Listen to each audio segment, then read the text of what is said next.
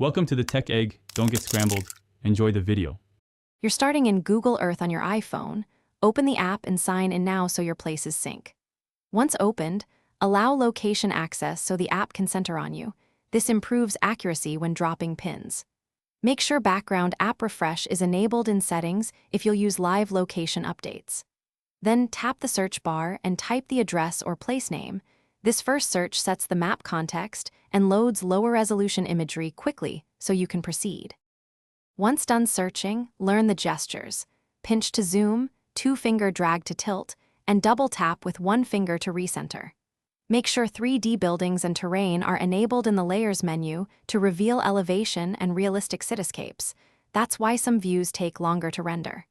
Use the measure tool to tap start and end points for distances and switch to polygon mode for areas. If you plan a route, add place marks and save each to a labeled folder so you can open them later. Final steps: save any place marks or projects to My Places so they sync across devices. Tap the place, choose Save, and pick a folder. To share, export as KML or use the share sheet to send a link or snapshot. Make sure you back up important KML files to iCloud or email. If imagery appears pixelated or stalls, force close the app, toggle Wi-Fi off and on, or clear app cache. If problems persist, update iOS and the app before retrying. Thanks for watching. Consider subscribing if I helped unscramble your problems.